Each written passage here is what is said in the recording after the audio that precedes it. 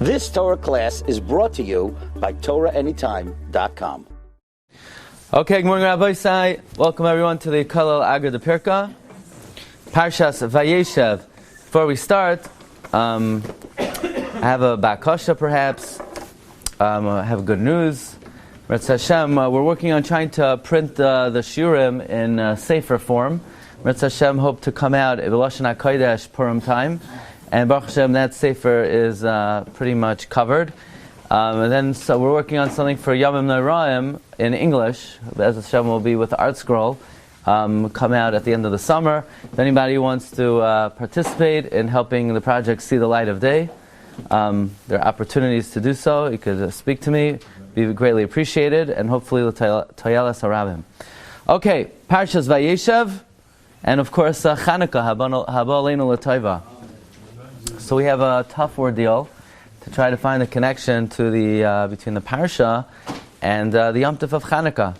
So let's begin with the subject of Yosef. Yosef, Haya Roya, Vayave Yosef es dibasam. Says the Medrash Rabbah, Parsha Peidalet Oizayin Ma Amar. It says Vayave Yosef es dibasam Ra'ah. Yosef brought the bad report. Reb Meir, Reb Yehuda, Reb Shimon. There are three opinions. What exactly was the report that Yosef brought? Reb Meir Oimer Chashudin Hein Banechal Ever Menachai. Reb Meir says that Yosef told Yaakov that the brothers were suspect on eating the flesh of a living creature. Meaning Yosef told Yaakov, not only are the brothers not good Jews, they're not even good Goyim. Can you imagine that? They're schlechte Goyim. Chas v'shalom. They don't even keep the Zayin mitzvahs b'nei Noach. They're eating, chicken is walking by, and they don't even shed. They just take a bite out of the living chicken. That's what Yosef said, according to Rameir. Reb Shimon Oimer, Toilen hein eineim b'vnois haaretz. They're gazing. They're using the nashim. That's what Yosef told Yaakov, according to Reb Shimon. Rabbi Yehuda Oimer. Rabbi Yehuda says, what was the diba? Mezalzelen hein b'vnei hashvachos. He disparaged the children of Bilhah and Zilpah, Dan Naphtali, Gad, and Asher, and he disparaged them and he called them Avadim. This is the opinion of Rabbi Yehuda. Rabbi Yehuda bar Simon Amar, Al Vitla Sehain Laka. He violated all three, meaning Yosef told his father, the Eid Ever Menachai, that they were chashid on Arayos and they were mezalzel b'vnei hashvachos. So says the Medrash. Peles u'moiznei mishpat l'Hashem. That Kadosh Baruch Hu says to Yosef, you say that the children of Yaakov are chashid on Ever Menachai. No, when they sell you, they're going to be sure to shech the seir izim. You say they're mezalzel b'vnei hashvachos and they call them avadim. You're going to be sold as an eved. You say they're toilei ne'em b'vnei sa'aretz. I'm going to cause that doiv to start up with you, and that is the wife of Potiphera. Cast her eyes on Yosef. So because Yosef brought this bad report on his brothers, therefore he was punished midah keneged midah, that hit the seir izim was shechted, and he was sold as an eved, and he was given the ultimate challenge of Eshes Potiphera. Comes the Shlach Kadosh. And the Shlach HaKadosh says a diuk that the Ramban himself makes in Parshas Shalach, and that is, there are two times in the Chumash that it says the word diba. It says by Yosef, Vayave Yosef es diba samra'ah, and it says by the Meraglim, Vayoitse dibas haaretz. What's the difference between Vayave and Vayoitse by diba? Says the Shlach, there's a big difference. Vayoitse means they made it out of the thin air, they made it up. By the Meraglim, they made up a Bubba Maisa. Vayoitse, they brought it out of nowhere. They said Sheker. But Vayave means a true report. They took the information from one location, they brought to another. That means what Yosef said was true. Ask the Shlach Kadosh. That Yosef said was true? The Shvatim ate Ever Menachai. The Shvatim were chashid on Arayos. The Shiftei Ka were Mazalzel Be'achim. Elamai, you're going to say Yosef made it up, but that's not what the pasuk says. Well, first of all, would Yosef make up such a false report about his brothers? And second of all, that's not what it means. Vayave Yosef es diba sam ra'ah. Samiman of shach. If it says Vayave, that means it's true. If it's true, Chas v'Shalom, the Shvatim are chashur on the 3 cardinal sins. So what's going on over here? Says the Shla Hadrin Kushal Aduchta, Eich lahamin zeh al shiftei ka kedoshim mishar sei elyain b'nei alekim kulam, whose names appear on the Choshen HaMishpat. Okay, so this leads us very clearly into the subject of Chanukah, obviously, right? I know you all figured it out, and that is the Gemara says in Masechta Shabbos, Chaf Aleph Amud Beis, my Chanukah, the Tanu Rabbanan. On the 25th day of Kislev, 8 days of Chanukah, we don't eulogize, we don't fast. Kisha nichnasu yivanim lehechal, Timo kal hashmanim shebehechal, uchshe gavra malchus beis chashmonai, v'natzcham, and they prevailed. Badku, they searched, v'lai matzu elapach echad shel shemen. They found one jug, shahaya munach b'chaysama shel kain gadol, that was signed with the signet of the kain gadol. V'lo haya bay ela lahadlik yoim echad. There's only enough to last for one day. Nasa bay nes v'hidliku mimenu shmayna yamim. So let me tell you a question you probably never heard before. I'm going to ask you a question on this Gemara. I'm not going to say who asked this question yet. I'm going to ask you a question. You probably never even heard it, you never thought of it, right? The question is, why is Chanukah 8 days? Since there was enough oil to last for one night, miraculously it lasted for 8 days. So fine, the last from day 2 to day 8 was a miracle. But day 1 wasn't a miracle. So why do we celebrate 8 days of Chanukah? Asks the Beis Yosef, right? The famous question of the Beis Yosef, probably the most famous question in all of Yiddishkeit, in all of our literature, the Kasha of the Beis Yosef. The Beis Yosef lived from 1488 to 1575. And famously, the Beis Yosef gives how many answers? 3 answers. I grew up, somebody in my class, his last name was Zeltzer. His grandfather was Rabbi Yerachmiel Zeltzer, who wrote the Sefer Ner Lameya, 100 answers to the Beis Yosef's Kasha. But amazingly, since that Sefer was written, I don't know when, they have a Sefer now with 500 answers to the Beis Yosef's Kasha. That means in the last 15 years, another 400 answers were thought of, right? So, yeah. Okay, right? So that's, there are many answers to Beis Yosef's Kasha, but the Beis Yosef himself gives 3 answers to the Kasha. Answer number 1. Says the Beis Yosef, V'yishloimar shechilku shemen shebepach lishmayna chalakim. They divided the oil in the jug into 8 parts, and each night they put 1/8. So that means the first night they also put 1/8. That means there was a miracle the first night as well, and therefore we celebrate 8 days of Chanukah because there was a miracle the first night as well. The Ershta Teres on the Beis Yosef. The second answer, V'oid yishloimar, that they poured all the oil in the menorah the first night. But lo and behold, when they poured all the oil on the menorah, the jug remained full. So it means even the first night, the nest was nicker. So therefore we celebrate 8 days. Or, says the Beis Yosef, they put all the oil in the neiros, and the oil burnt the whole night. And in the morning they found that the oil in the menorah was full. So therefore the miracle was seen even the first day, and therefore we celebrate 8 days. So the second answer is the oil in the original jug remained full. No, they poured from the bottle, they poured into menorah, and the jug remained full.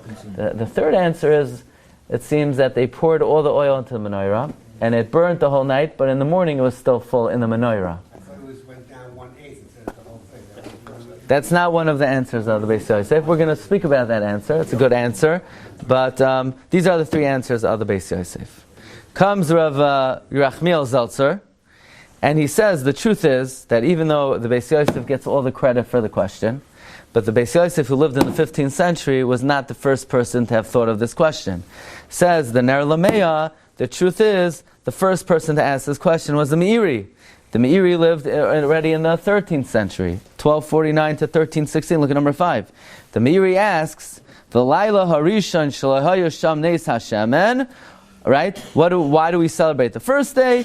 It's because, says the Meiri, another answer, they celebrate the fact that the oil was found in the first place.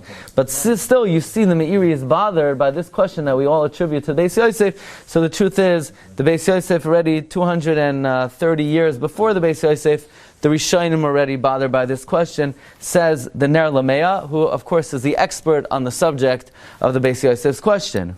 Va'ani ba'anyi, we could say that the truth is that it's not even correct that the Meiri was the first person to ask this question, but really a good 140 years before the Meiri, this question was already raised by the Eshkol, Rabbi Avram Bar Yitzchak, who lived from 1110 to 1159. The Sefer Eshkol brings this question already. Is this the real Sefer Eshkol or the fake one? This is as real as you're going to get. The Kashalan lenusach zeh lo hayanes ela zayin yamim. The Sefer Eshkol writes that the nes was only 7 days. So that, as far as I know, is the earliest source for the question that we all attribute to the Beis Yosef. It was asked by the Sefer HaEshkol. But I want to share with you my favorite answer to the Beis Yosef's kasha. Okay? My favorite answer to the question comes from the Shiltis. Now the Shiltis, and I believe, now I'll ask you a question. From the time of the Gemara until the year 1110, why do you think nobody asked this question? You know, why do you think? So one answer is because nothing was written, right? We don't have a lot written from the time of the Gemara until the Rishon. The Go'inim did not ask a lot of questions. Or you could say, well, if there are 500 answers to the question, you don't ask a question that has 500 answers to it, right? Why is it light outside? One teretz is because the sun is out. One teretz is because it's not nighttime. One teretz is, you don't ask questions that have many answers to it or obvious answers to it. But I think one of the obvious answers, and one of the reasons perhaps that this question was not raised, is because our girsa in the Gemara may not be the correct girsa. Why is that? There was a Gaon, from the period before the Rishonim, named Rabbi Achoy Gaon. And the Rabbi Achoy Gaon did something very revolutionary, and perhaps even controversial. He was the first person in history to write halacha, not keseder, the seder hayom. You wake up in the morning, you wash your hands, and you go to shul. But he wrote halacha on the Parshas. He wrote halachas on Vayeishev, Nagea to Noach. And in the Hakdama of the Meiri, to Pirkei Avos, he brings that the reason why Rabbi Achoy Gaon did that is Rabbi Achoy Gaon had a son. Shaloi haya loy made klal. His son was, OTD, as they say. Was not, we don't know that, but his son was not interested in learning. And Rabbi Achoy Gaon said, what am I going to do? I'm going to continue to mutcha him with the way they do it in the yeshiva, the way they do it, so we have to do it a different way. So he wrote a revolutionary idea. He had a revolutionary idea, and that is, instead of teaching halacha, let's make it interesting. Let's learn halacha on the Parshas. He was the first person to do that.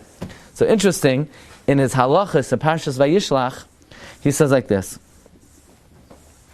The Tanya b'chafei b'kislev yoymei d'layla misbad shenichnasu yivanim laheichal timu kol hashan sheichal v'loi hoyolem shem la'alik beis hamikdash u'chshegavru malchei beis chashmanoi v'notzcham badku v'loi matzu shemen ala pach echad v'loi hoyoboy lahadlik afilu yoym echad. The oil in the jug was not enough even to last one day, says Rabbi Achoy. That's the correct gersa in the Gemara and Shabbos. Not they found enough oil and there was only enough to last one day. They found a jug, there wasn't even enough to last for one day. So according to this gersa, no wonder nobody asked the Beis Yosef's kasha. It's not a kasha to begin with. It's not an authoritative gersa. The correct gersa is v'loi hayabay lahadlik afilu yom echad. The problem, though, Rabbi say, is that the Shiltis earlier, he says over the same thing. Look what he writes in number 9. Dahu luga d'ishtakach behechala b'hava be'shiura yoym achad. There was a shiur of one day's worth. So comes the chidah. It would be very nice to be able to answer the Beis Yosef's kasha based on the gersa and the Shiltis that the shaloi hayabay lahadlik afilu yoym echad. Aber the Shiltis is Soiser himself, because elsewhere he says they had enough oil to last for one day. Says the Beis Yosef, there's no stira on the Shiltis, and by reconciling the Shiltis we'll have a very beautiful answer to the Beis Yosef's kasha. Namely, if you have exactly enough oil in your jug for the first night, then when you pour the oil out of the jug into the menorah, you'll no longer have enough oil to last for one night. Because if it's precise, then perforce some of the oil is going to remain back in the jug. So when you pour it into the menorah, it's going to be 99.9% of what's good for one night, but it's going to be a little bit less than the shiur. So that's how you reconcile the shultis, that there was exactly enough for one night. The problem is you can't use exactly enough because you're not going to get it all out of the original jug, and therefore even the first night was a miracle that it lasted one night. Okay, Rabbi Glatstein, we were Yotzei, we asked the Kasha of the Beis Yosef this year, we gave the Beis Yosef 3 terutzim, Baruch Hashem, at least we're Yotzei, the inyan of Chanukah, on one level. But what we're going to focus on today is a different Kasha. This is a question which has gained a lot of momentum in the Olam HaYeshivos. This is a classic question that circulates in the walls of the holy yeshivos, and a question that circulates in the yeshivos. Who does it originate from other than Hagoin, the Grach, Reb Chaim Soloveitchik, Reb Chaim Brisker, who's like the father of the Derech Halimud and the Olam HaYeshivos, and they say over, Matu B'Beit Midrasha, they say over in the name of Reb Chaim, and when I say they, it's brought in the Sefer Hamoyadim B'Halacha, Reb Zevin brings this down from Reb Chaim, and in the Mikroi Kodesh, Reb Tzvi Pesach Frank brings down this question in the name of Reb Chaim. And in a newer Sefer, Asufos Rabbeinu Chaim Halevi, they also quote this question in the name of the Grach, Hagoin Reb Chaim. And that is, Reb Chaim asked the following question. So what happened over here? They poured all the oil into the menorah, and then miraculously the oil was left in the jug. What kind of oil is that? That oil was squeezed out of an olive? That's not olive oil. That's called miraculous oil. That's not shemen zayis. That's shemen nes. Shemen nes, you could be yotzei, the mitzvah of halakas ner menorah. That's not oil. We have to do mitzvahs in this world with regular, natural products that are developed through the natural processes of this world.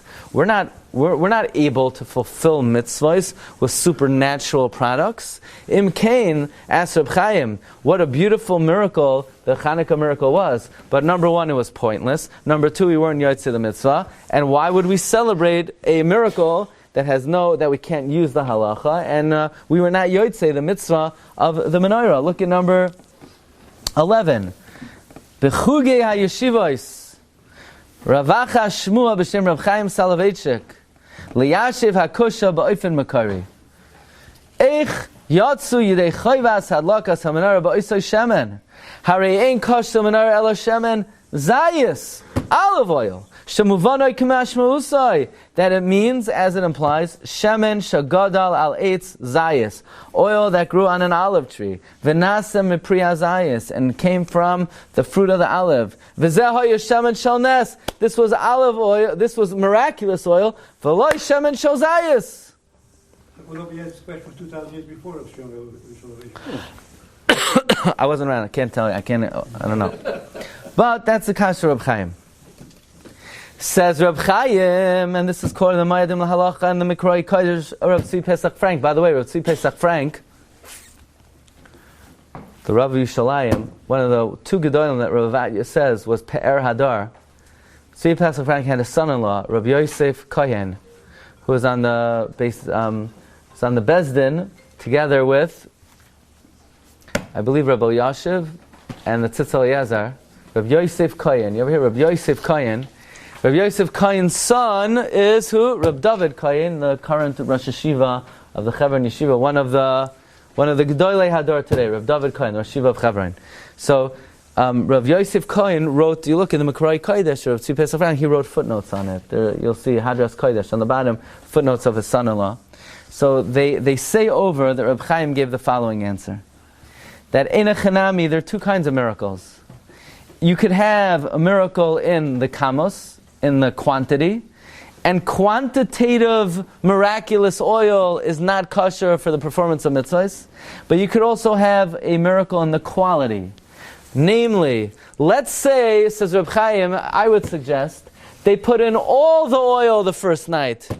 However, by the end of the night, only 1/8 of the oil burnt. If only 1/8 burnt, that means the oil did not increase quantitatively, but the oil had more of a qualitative effect. So this is olive oil, but it was olive oil that had miraculous quality to it. So oil which is oil that has a qualitative miraculous nature is kosher for the performance of mitzvahs. If the oil, like the Beis Yosef suggests, they poured all the oil into the menorah and then the oil in the jug was full, so that oil in the jug is miraculous oil that came out of thin air, so that oil is pasol l'menorah. No, says Reb Chaim, that's not what happened. They put all the oil in the menorah. 1/8 burnt. If 1/8 burnt, so it was a qualitative miracle, so the oil had more concentration, more power. That is valid for the performance of a mitzvah. Look at the Mekrei Kodesh in number 12. Isn't that the same answer when they divided it? Actually, that is not like any of the three answers of the Beis Yosef. For instance, the Beis Yosef says that they took 1/8 of the oil. So how did that oil burn? It burned qualitatively. Burned. The same way. Right, so the truth is, perhaps it would fit into that answer of the Beis Yosef, but he doesn't say that that's what they did. He says, first of all, on that answer you could ask, why would they do that? Ein soimchen al hanes. So according to Reb Chaim, it's a little bit better. They poured all the oil in the menorah, and then it went down only 1/8. Okay, look at number 12. Hagrach kasav lohichiach kedvarav. The Grach writes to prove like his word, Shanes lo haya bekamos. The miracle was not in the quantity, but toisef hashemen, ela ba'atzmas koyach hashemen. But in the etzem power of the oil, de'im hanes haya bekamos. Because if the miracle was in the quantity, but toisef hashemen, ein zeh shemen shel zayis, ela shemen shel nes. And again, if you look in the Sefer Asufos Rabbeinu Chaim, he brings al karchach amra the grach. The nes was not in the kamos, but rather in the echos. And this would be an answer to the Beis Yosef's kasha as well. Meaning even the first night was a miracle, because the first night the entire oil only went down 1/8.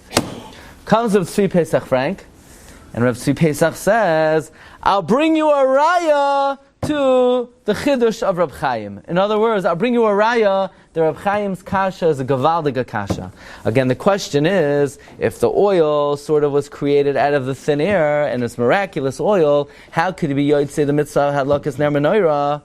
I'll bring you a raya that you cannot fulfill an obligation with a miraculous product. Remember the story in this past week's Haftarah. There was the Navi Ovadia. Who is Ovadia? Interesting, there's a famous machlokes. The Ibn Ezra says Ovadia in Sefer Ovadia is a different Ovadia than in Sefer Malachim.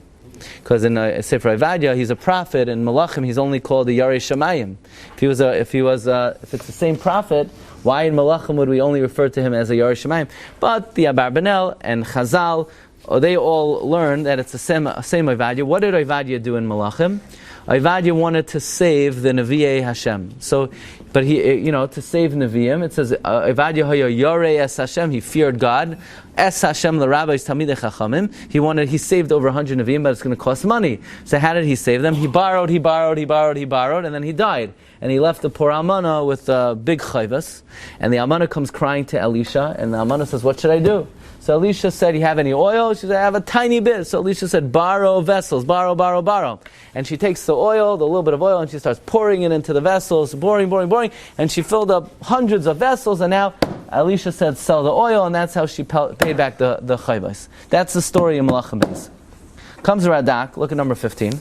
And the Radak quotes a Tosefta, that when the miracle happened, the Eshes Ovadia came to Elisha, and she had a following halachic shaila. Amrit le, she said to him, Lenavi, Taha isalai isar mehai mishchailai. Do I have to give meiser from all the oil? Do I have to give meiser from the oil? Says the Radak, Amar la, Balech zon nevi'aya, da Hashem b'milsadolek alei isura, af ad les al mishchach isur, deminisahu! You don't have to give meiser. This is not regular oil. This is miraculous oil. You're pater from meiser. You're only chayav to give meiser on something natural. You're not chayav to give meiser on the supernatural, says Radak. So from here we see, says the Mekrei Kodesh, and he quotes Reb Zevin, who says the same thing, that, if you look at number 14, that from this Radak, we see that when it comes to supernatural products are patur in the halacha. So says Reb Tzvi Pesach Frank, the same way Eishes Oivadya is patur from Meiser on the miraculous oil. Likewise, if the oil in the Mikdash during Chanukah was miraculous oil, you would not have been able to mekayim the mitzvah. Therefore, Reb Chaim was asking a gavaldig kasha. How could we have been yotzei hadlakas hamanara with the miraculous oil of the Chanukah miracle? But that's not natural shemen, that's supernatural shemen, and therefore you should have been patur from the mitzvah. And we're forced to say, we have no choice other than to say that since it was only qualitatively miraculous, therefore what? Therefore we were able to be yotzei the mitzvah. But had it not been for that, you would be patur from mitzvahs. Let's give another example. Let's give another example. It had the stamp of the Kohen Gadol on it. But it's still miracle. What? It's still miracle, but it's a quantitative or qualitative. Right, but it must be, the only way we have to answer that is to say that if the product did not become more, so then if it functioned miraculously, but it's a natural product that functions miraculously, you could still fulfill the mitzvah, as opposed to a product that was created supernaturally. How do we know we fulfill the mitzvah? Let's see another example of this. The famous Gemara in Shabbos about the Rashbi, Rav Shimon Yochai. So Rav Shimon Yochai goes into the cave, and he's hiding in the cave, but he's hungry. You know, how long could you stay in the cave? Right? You can't order takeout in a cave. Right? There are no Uber Eats in the cave. So what do? So the Gemara says, Israchish Nisa, Ivri Lahu Charuva, a carob tree grew. Now I don't know how anyone could, it's a miracle to eat carobs in the first place. I don't know how anyone could eat carob. It's like you're hungry, eat the table. I'm not sure. But some people eat it, okay? But here's the kasha. It grew, yeah, right. Okay, so the Gemara, the question is, the carob tree just grew. So he's going to eat the carobs? It's Arla. How could he eat the carobs? This is the question of Hagoyin Rav Aaron Leib Steinman. When I have it over here, he was Shlita. When I saw it quoted, he was Shlita. But there's a kasha of Aaron Leib. It says Rav Aaron Leib, you know how Rav Shimon was able to eat the carobs? Because it grew miraculously. If it grew miraculously, it's not subject to Meiser. Since it grew miraculously, it's not subject to Meiser. Then, what? Who said he made a bracha? Yeah, but I don't know. You were there? I never saw. Okay, could be. But he was allowed to eat the carobs. Why? Because it was miraculous. Now, the truth be told, says Rav Aaron Leib, it could be there's another reason that it's patur from Meiser, and that's because the Torah's Kayanim brings on the pasuk unetatem kol eitz machal, that the din of Arla, and the Shulchan Aruch passes this way, is only a tree that was planted, not a tree that grew me'elav. So it could be, even if miraculous products are chayiv in the halacha, but this particular tree would have been patur because it was not planted bidei adam. Okay. He could have done a frosher. What? No, Arla. No, not Meiser. Arla. The first 3 years. Arla. Comes with Tzvi Pesach Frank, and he says, really? Did Reb Chaim really ask this question? Are miracle products really patur in halacha? L'chayra, and this is asked, I'll give you an example of a miraculous product that we did use to be yotzei mitzvah, and that is, we know, in Parshas Truma, and this is the Targum Yosef ben Aziel in Parshas Vayakel. Does anybody know? Where did the oil of the Shemen HaMishcha come from? Where did they get the oil? You think in the desert? They were walking through the desert and they said, oh, there's a nice olive tree. Let's harvest the olives. So Targum Yonasan says, look at number 19 in Pasuk Chavches, the Saivin Anane Shemaya, clouds from the heaven came, the Ozlin Legan Eden, and they went to the Garden of Eden. V'nazin mitamon Yas Busma, and they brought from there spices, bechira, choicest spices, yas mishcha dezesa, and olive oil, la'anarusa, yas afar simadach ya limshach revusa, v'lektaris b'smaya. But be it as it may, where did the olive oil for the Shemen HaMishcha come from? It came miraculously from the Garden of Eden. Clouds went, they were sent to the Garden of Eden, and the clouds took the olive oil and they brought it to the Mishkan. Asked Reb Tzvi Pesach Frank, how could Reb Chaim have asked, how could there be Yotzei, the mitzvah of Lakas Ner Menorah, with the miraculous oil, but it's Shemen Nes? What do you mean? We know Shemen Nes is kosher. The Haraya, that's where the Shemen HaMishcha came from. Says Reb Tzvi Pesach Frank, that's not a good kasha on Reb Chaim. Because it doesn't say that the oil grew miraculously. The oil was natural oil. You know why it's natural oil? Because it grew from an olive tree. It was brought through supernatural means, but the item itself was inherently a kosher item. And just because it came from Gan Eden, it doesn't mean it grew supernaturally. V'haraya, remember in Parshas Noach, the Yoina had an alei zayis taraf befiha, and if you look at number 21, the Medrash says, where did the Yoina get the alei zayis from? Says the Gemara, says the Medrash, Rav Bevi Amar, Niftechula Sharei Gan Eden. The gates of the Garden of Eden were open, Ve'evi Oisai. So says Reb Tzvi Pesach Frank, what we learn from here is in the Garden of Eden, they're olive trees. They're natural olive trees that are growing. The fact that they were brought miraculously does not render the olive unfit for its use in the Beis HaMikdash. So l'chayra, we have not challenged Reb Chaim sufficiently. Reb Chaim has a gavaldiga kasha. It would seem that miraculous products you cannot be yotzei a mitzvah with. The Shemen HaMishcha came from the Garden of Eden, where it grew naturally. It was only transported supernaturally. So therefore, it would seem Reb Chaim had a very good question. And because he had such a good question, he was forced to be mechadesh that there's a difference between a quantitative miracle, which would render something unfit, and a qualitative miracle, which would still allow something to be kosher for its performance in a mitzvah. But here's the problem. Comes Rabbi Shalom David Soloveitchik, who is the son of the Brisker Rav, and Rabbi Shalom says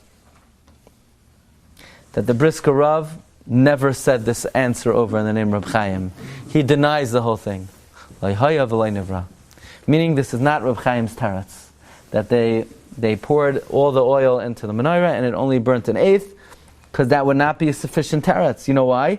Because from Targum Yonasan ben Uziel, says Rabbi Shalom David, l'chayr it would seem that miraculous oil is good oil.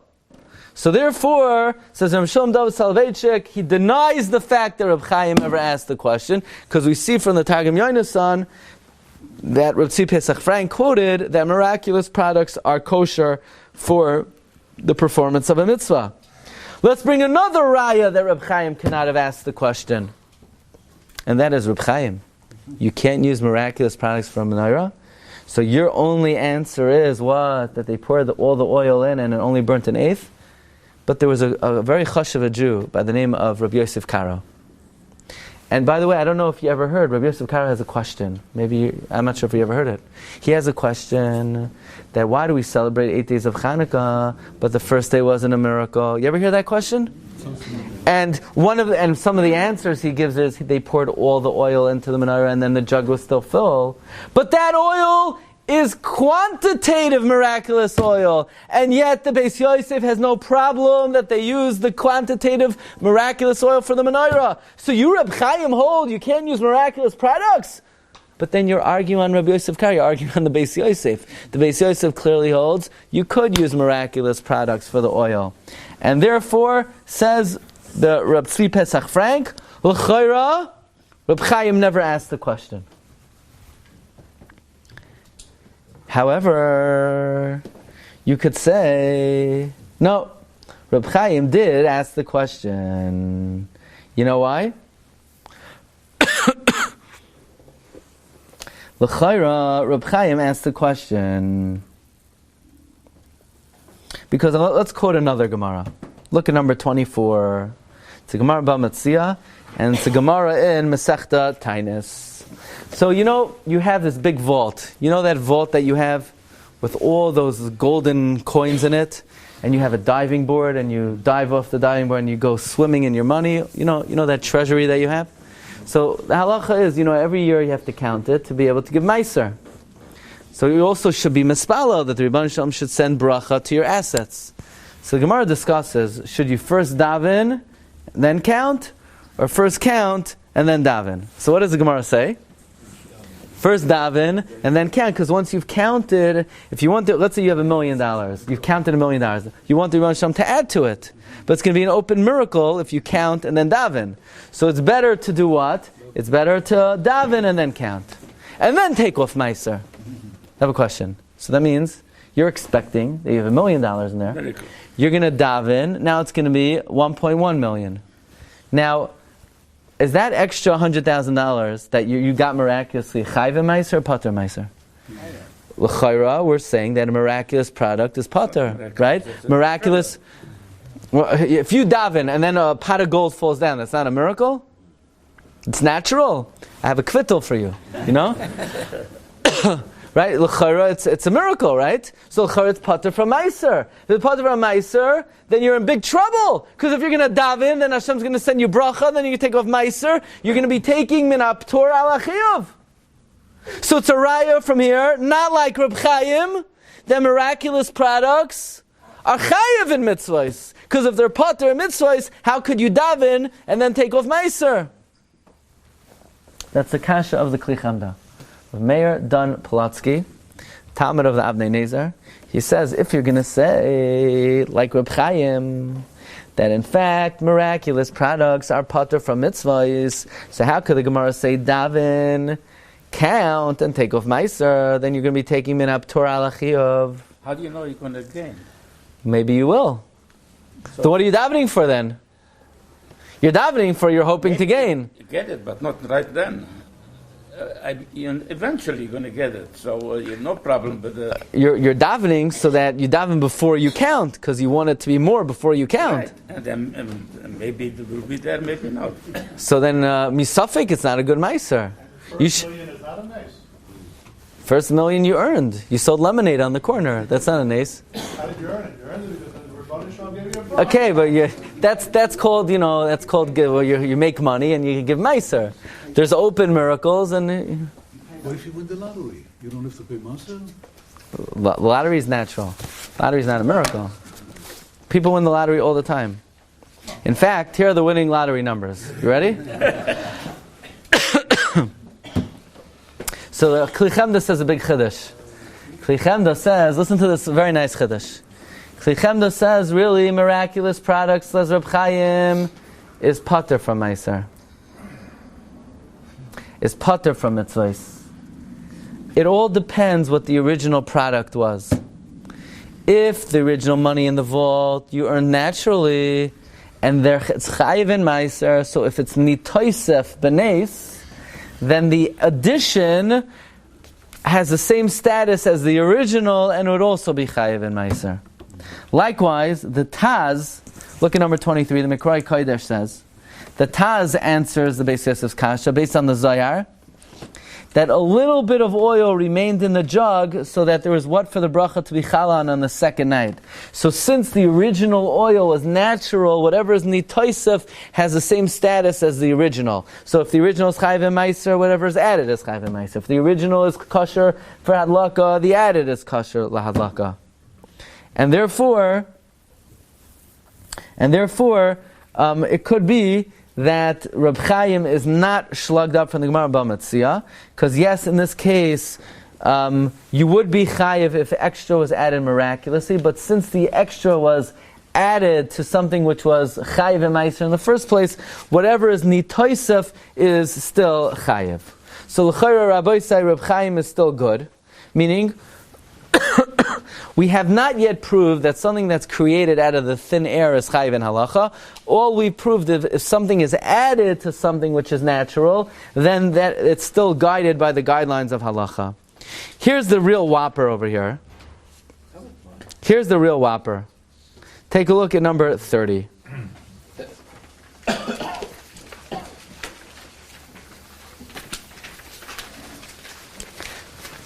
Just joking, number 28. Number 28.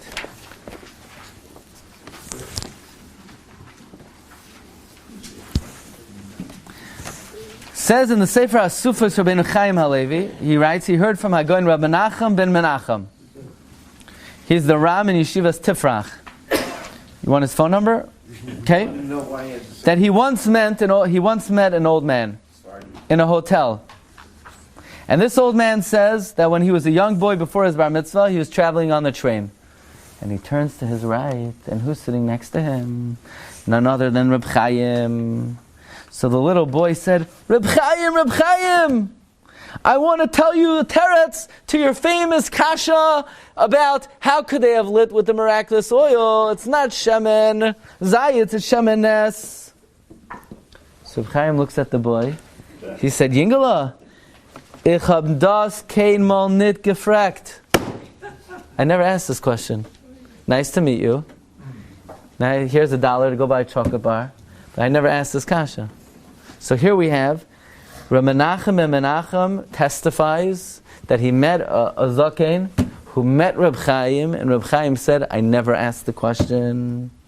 Comes Reb Yosef Doiv Halevi Salvechik, Reb Beryl, the son of the Griz, and Reb Beryl says, there's no way Reb Chaim asked the question. You know why? Because there's an open Gemara that miraculous products are chayiv in mitzvahs. Where is this open Gemara? It's a Gemara Menachos Daf Samach Tes. Boy Reb Zera Chitin Sheyardu Ba'avin Mahu. Wheat that comes down in clouds. What's the halacha? Says the Gemara Lamai Ila Menachos. If it's for a carbon mincha, Amayloi. Why can't you bring a mincha? Ela l'shtei halechem. Because by the shtei halechem you need mimosh v'seichem. This is not mimosh v'seichem. So, what's the case of wheat coming down in a cloud? Rashi says,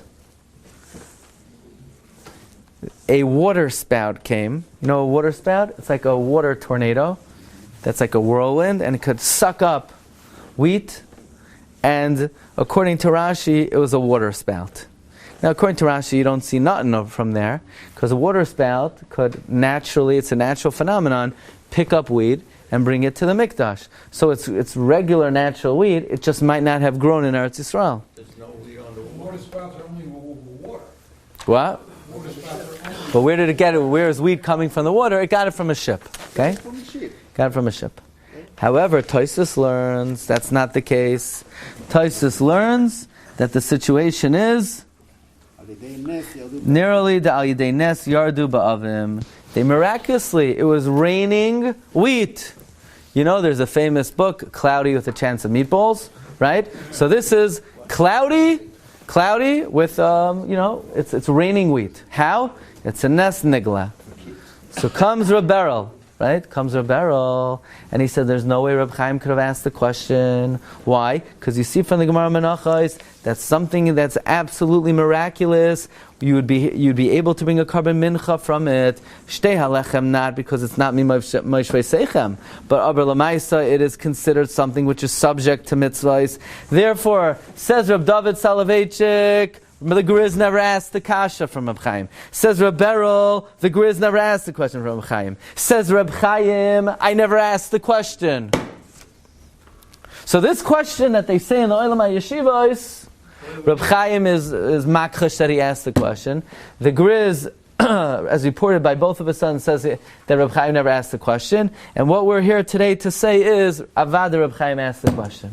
And I'm going to bring you 3 rayas that Reb Chaim asked the question. Reb Chaim denied it. It's not a raya, he didn't ask the question. We'll see why. Okay? I'm going to bring you 3 rayas that miracle products in halacha are not subject to dinei HaTorah. Number 1, Parshas Vayera. Avram Avinu served the malachim chema, chalav, uben bakar, butter, milk, and meat. What's Avram doing? Serving basar v'chalav to the malachim.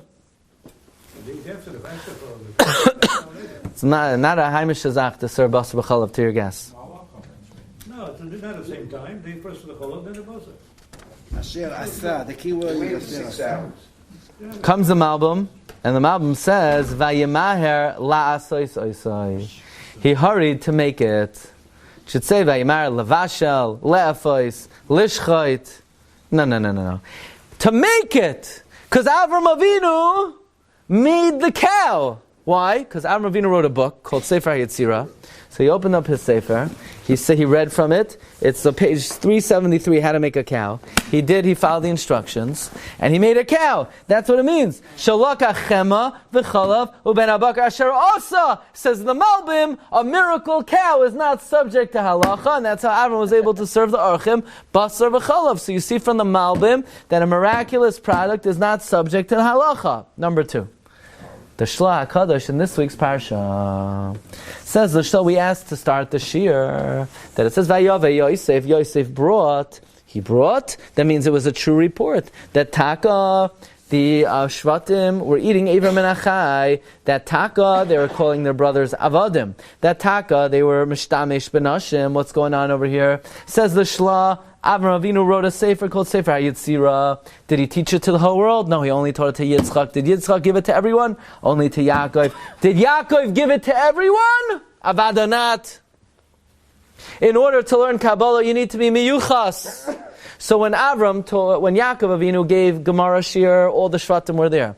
When he taught Halacha L'Mais, all the Shvatim were there. When he taught Sefer Yetzirah, he said, God, Asher, Dan Naftali, please step out for this year. You come from Shvacha, you can't learn that. You can't learn this. So now, later on that day, the Shvatim were busy being Osek b'Sefer HaYetzirah. So they told Gad Asher, and he told Yisachar's one, I'm done, Naftali, Gad and Asher, right? Step out. They said, no, we want to learn. They said, sorry, you're Avadim. They weren't disparaging their brothers. They were just saying, La halacha, sorry, you cannot be Osek in the Limud because you're Avadim. And then the brothers were hungry. So they took out the Sefer Yetzirah and they made chickens and they bit into them. So Yosef saw that. So Yosef says they're being over Avram and Achai. But the truth is they weren't. You know why? Because these weren't real chickens. They were created by Sefer Yetzirah. So what? Miraculous products are chayiv in halacha? No, they're not. Like Reb Chaim asked, miraculous products are not chayiv. Now Yosef didn't know that they made chickens with Sefer HaYetzirah. He didn't realize. That's what the Shla HaKadosh said. I'm not here to make this up. I'm telling you the Shla. The Shla says that the brothers created lunch with Sefer HaYetzirah. And what does it mean they were mishtamesh benashim? These were not nashim. They created them with Sefer HaYetzirah. Okay? For further details, don't try that at home. But that's what the Shla HaKadosh says. That they were not regular nashim. That's what he says. The one page you go to create a zachar, one page you go to create a nekeva. So halacha l'maisa, something created miraculously is not subject to the halacha. So you say, how do we paskin l'gabe this inyan of whether miraculous products are chayv in halacha? So you say, what does the Mishnah Berurah say? I'll tell you what the Mishnah Berurah says. Mishnah Berurah, you found the Mishnah Berurah on this? Avada. The Chafetz Chaim in the Sefer Shmiras Halashain speaks about how careful you have to be for Lashon Hara, because even Yosef, who suspected his brothers on Arayos, look what the Chafetz Chaim writes. Look at number 34. Uma she'amar shechashudin al Arayos ta'as haisa shal yedei Sefer Yetzirah baru goylem kismunas isha. So we have 3 Makairos, Rabbi say, that something that's miraculous is not subject to halacha.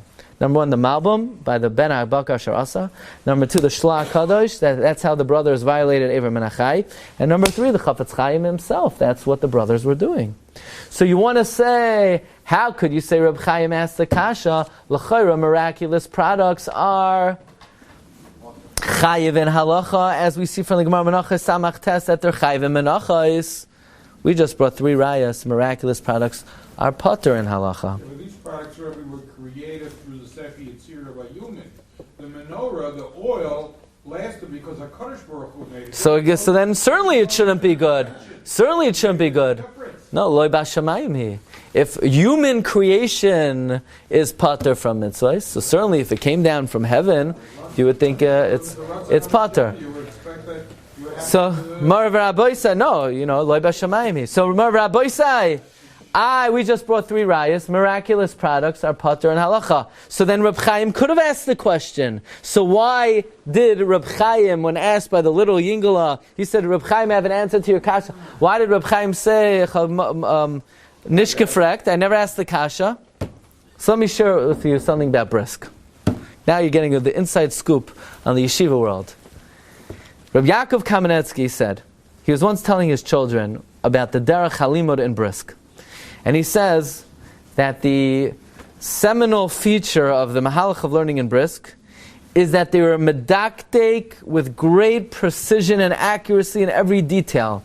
If somebody would say over Reb Chaim's kasha and change a word or an inflection or a detail or the niggin, so in Brisk they would say that's not Reb Chaim's kasha. Why? Because in Brisk it's not about the general, it's all about accuracy and precision. And if you didn't say it precisely, then it wasn't it. In fact, Rabbi Yaakov said he had a friend named Mendel Shuk that once traveled on a train with Reb Chaim in Tafresh Ayin Zayin.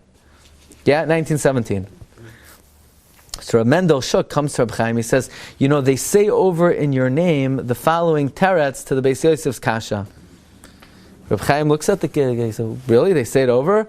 Ani lo yamarti, I say, I never said it. So Reb Mendel Shuk went back home to Slabodka, and he told his father that Reb Chaim denies giving the teretz. So his father went to Reb Baruch Ber. Reb Baruch Ber was the primary disciple of Reb Chaim. Reb Baruch Ber said, Reb Chaim said he never said the teretz. I heard Reb Chaim say the teretz myself. Says Reb Yaakov Kamenetsky, the pshat is that if you don't say it over exactly the way Reb Chaim said it, that's not what Reb Chaim said. So the fact that we brought kama v'chama rayos, that miraculous products are pater and halacha, l'chayra, that would mean Reb Chaim asked the kasha. Reb Chaim denied it. The way it was said over to him, he didn't ask it that way. It does. L'maisa Rabbi Sai, it is still shver from the Gemara in Menachos, which seems to say that if chitim come down from Shamayim, it's still chayv in Menachos. So let me just sum it up. In conclusion, there seems to be a stira. The Radak says shemenes is pater from Meiser. That indicates something miraculous is not halachically recognized. On the other hand, the Gemara Menachos says that chita that comes down in Shamayim is chayiv in Menachos.